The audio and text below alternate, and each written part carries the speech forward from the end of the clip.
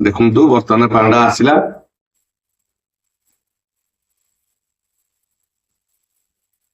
ଦେଖିବା କେମିତି କଣ ସବୁ ଚାଲୁଛି।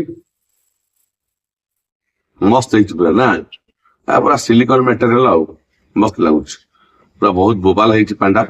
ଦେଖନ୍ତୁ ବହୁତ ଭଲ ଟିକେ ଦେଖା ଉଡ ଭାଇ, ଦେଖିଲ ଇଏ ବର୍ତ୍ତମାନ ଇଏ ବହୁତ ଟ୍ରେନିଂ ରେ ଚାଲିଥିଲା, ଏବେ ବି ଟ୍ରେନିଂ ରେ ଅଛି।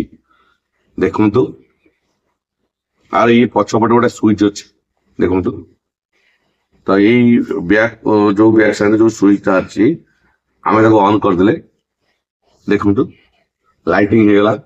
ଗୋଟେ ଦେଖୁଛ କେମିତି ହଉଛି, ବିଭିନ୍ନ ପ୍ରକାର ଲାଇଟିଂ ସେ କଲର ଚେଞ୍ଜ ହଉଛି, ଅଟୋମେଟିକ ଚେଞ୍ଜ ହଉଛି। ଯଦି ଅଟୋମେଟିକ ଚେଞ୍ଜ ନ ହବ ଆପଣ ଯେତେବେଳେ କେମିତି ବାଡେଇ ଦେବେ ଦେଖନ୍ତୁ ହେଇଗଲା ରେଡି। ମୁଁ ଟିକେ